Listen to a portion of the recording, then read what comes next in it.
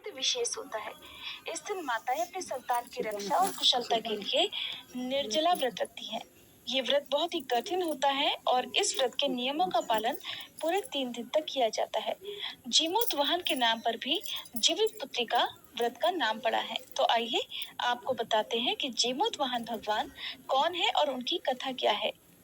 आज की इस वीडियो में आप जितिया व्रत की 5 पौराणिक कथाएं एक साथ सुनेंगे। इसलिए अगर ये कथा आपको अच्छी लगे तो प्लीज वीडियो को लाइक जरूर कीजिएगा। पहली पौराणिक कथा के अनुसार गंधर्वों के राजकुमार का नाम जीमूतवाहन था। वे बड़े उदार और परोपकारी थे। जीमूतवाहन के पिता ने वृद्धावस्था में वानप्रस्थ आश्रम में जाते समय इन्हें राज सिंहासन पर बिठाया, लेकिन इनका मन राजपाट में नहीं लगता था। तो वह राज्य का सारा भार अपने भाइयों पर छोड़कर खुद भी वन में पिता की सेवा करने चले गए। वहीं पर उनका विवाह मलयवती नामक राजकन्या से हो गया। एक दिन जब वे वन में घूमते हुए जीमूतवाहन भगवान काफी आगे चले गए, तब उन्हें एक वृद्धा रोते हुए दिखी। जीमूतवाहन ने उनसे पूछा, तो वृद्धा ने रोते हुए कारण बताया कि मैं नागवंशी स्त्री हूँ और मेरा एक ही पुत्र है। पक्षीराज गरुड़ के समक्ष नागों ने उन्हें प्रतिदिन खाने के लिए एक नाग सौंपने की प्रतिज्ञा की हुई है और आज मेरे पुत्र की बलि का दिन है, इसलिए मैं बहुत परेशान हूँ। तब जीमूतवाहन ने वृद्धा को ढांढस बंधाते हुए कहा, तुम चिंता मत करो और डरो भी मत, क्योंकि मैं तुम्हारे पुत्रों के प्राणों की रक्षा करूंगा। आज उसके बदले मैं खुद अपने आप को उसके लाल कपड़े में ढककर बद्ध शिला पर लेट जाऊंगा। ऐसा कहकर जीमूतवाहन ने पुत्र के हाथ से लाल कपड़ा ले लिया और वे उसे लपेटकर खुद को बलि देने के लिए चुनी हुई बद्ध शिला पर लेट गए। नियत समय पर गरुड़ बड़ी तेजी से आए और वह लाल कपड़े में ढके हुए जीमूतवाहन को पंजे में दबोचकर पहाड़ की ऊंची चोटी पर जाकर बैठ गए। अपने चंगुल में गिरफ्तार प्राणी की आंख में आंसू और मुंह से चीख पुकार निकलती हुई ना देखकर गरुड़ जी बड़े आश्चर्य में पड़ गए। उन्होंने जीमूतवाहन से उनका परिचय पूछा। जीमूतवाहन ने सारा वृतांत सुना दिया। तब गरुड़ जी जीमूतवाहन के बहादुरी और प्राण रक्षा करने में खुद को बलिदान देने की हिम्मत से बहुत प्रभावित हुए। प्रसन्न होकर गरुड़ जी ने उन्हें जीवन दान दे दिया तथा नागों की बलि न लेने का भी आशीर्वाद दिया। इस प्रकार जीमूतवाहन के अदम्य साहस से नाग जाति की रक्षा हुई और तब से जीमूतवाहन को भगवान के रूप में पूजा जाने लगा और तभी से पुत्र की रक्षा करने के लिए जीमूतवाहन भगवान की पूजा की प्रथा शुरू हो गई। आश्विन कृष्ण अष्टमी के दिन प्रदोष काल में पुत्रवती महिलाएं जीमूतवाहन भगवान की पूजा करती हैं। कैलाश पर्वत पर भगवान शंकर माता पार्वती को कथा सुनाते हुए कहते हैं कि आश्विन कृष्ण अष्टमी के दिन उपवास रखकर जो स्त्रियां प्रदोष काल में जीमूतवाहन की पूजा करती हैं तथा कथा सुनने के बाद दक्षिणा देती हैं, वह पुत्रों का पूर्ण सुख प्राप्त करती हैं। व्रत का पारण दूसरे दिन अष्टमी तिथि की समाप्ति के बाद यानी नौमी तिथि में किया जाता है। ये व्रत अपने नाम के अनुरूप ही फल देने वाला है। अब सुनिए जितिया व्रत की दूसरी कथा। नर्मदा नदी के पास एक कंचनबटी नाम का नगर था। वहां के राजा का नाम मलयकेतु था।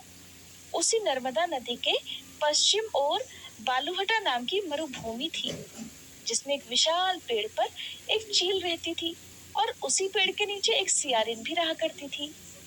चील और सियारिन दोनों ही बड़ी पक्की सहेलियां थी।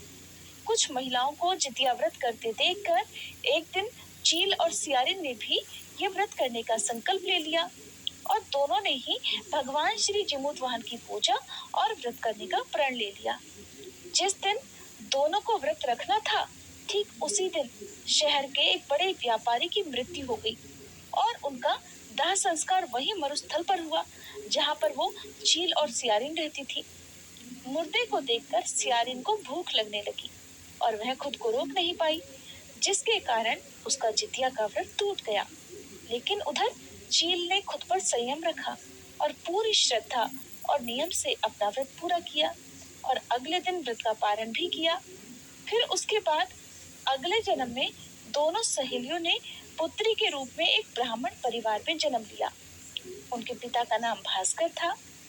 चील बड़ी बहन और सियारिन छोटी बहन बनी। बड़ी बहन का नाम शीलावती रखा गया और उसका विवाह बुद्धिसेन के साथ हो गया। छोटी बहन का नाम कपूरावती रखा गया और उसका विवाह उसी शहर के राजा मलय केतु से हो गया। और छोटी बहन कपूरावती इस प्रकार कंचनवटी नगर की रानी बन गई।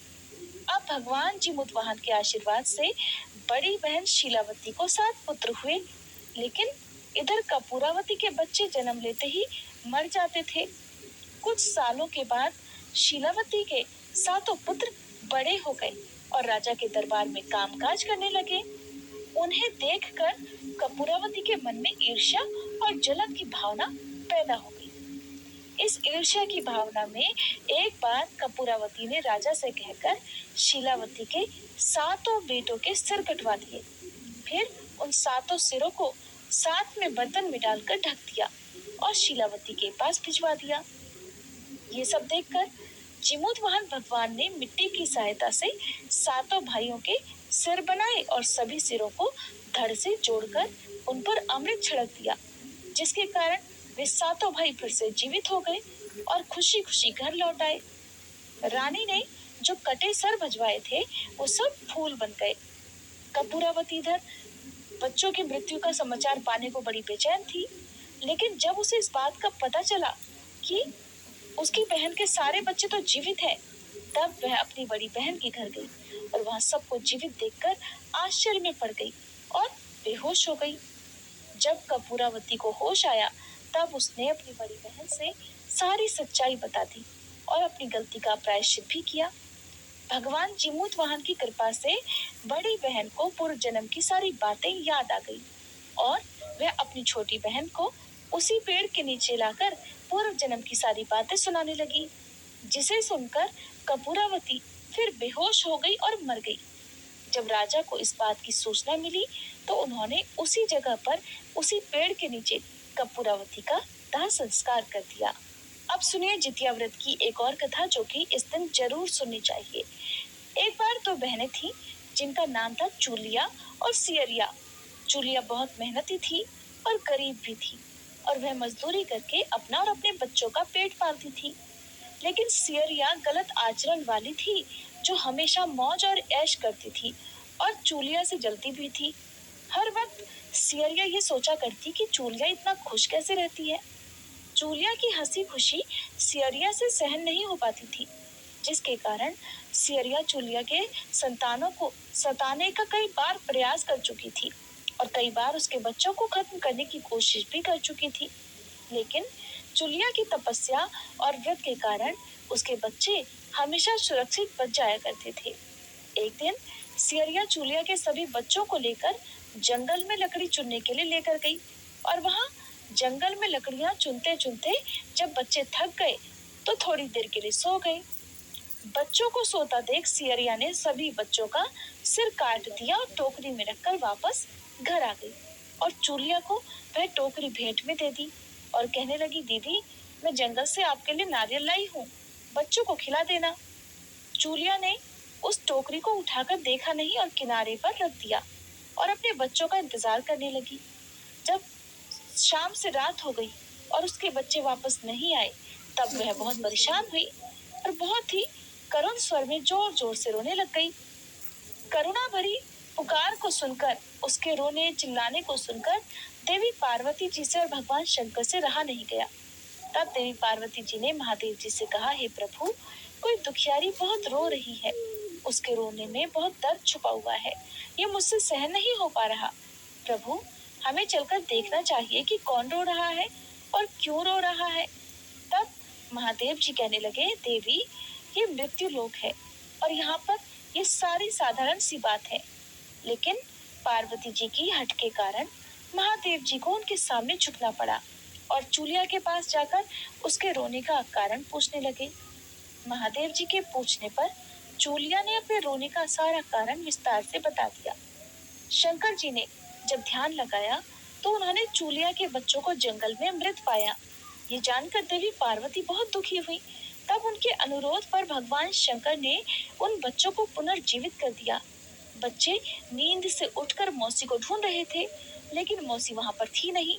बच्चे डर कर किसी तरह भटकते भटकते घर पर आ गए और उनकी मौसी ने उनके साथ जो कुछ किया था अपनी माँ के सामने सच सच बता दिया।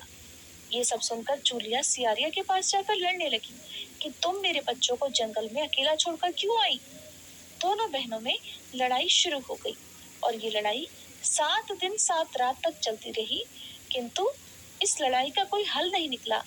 जिसके बाद दोनों ने उस जंगल में एक तपस्वी को घटना सुनाई। घटना को सुनने के बाद तपस्वी ने दोनों को आदेश दिया कि तुम दोनों जाकर पास में खेल रहे बच्चों को बाल से पकड़कर घसीटते हुए मेरे पास लेकर आ जाओ। उसके बाद मैं निर्णय करूंगा। चूलिया बच्चों की माँ थी, उससे बच्चों की पीड़ा देखी नहीं जा सकी। उसने महात्मा के वचनों का पालन नहीं किया। उधर सियरिया दौड़ती हुई गई और खेलते हुए बच्चों को बाल से पकड़कर खींचकर ले आई। जिसके बाद तपस्वी ने सियरिया को यह श्राप दिया कि हर जन्म में इसी प्रकार तू सदैव जलती रहेगी और दुखी होती रहेगी। जो महिला किसी बच्चे की पीड़ा और माँ की ममता को नहीं जानती, जीवन भर धरती पर दुख भोगने के अलावा और कुछ नहीं कर पाएगी। अब सुनिए जितिया व्रत की चौथी पौराणिक कथा। दो बहनें थीं, जिनमें एक का नाम सुखिया और दूसरी का नाम था दुखिया। दोनों का भाग्य उनके नाम जैसा ही था। दुखिया गरीब थी और बहुत दुखी रहती थी। सुखिया अमीर थी और हमेशा सुख से रहती थी। दोनों एक ही गांव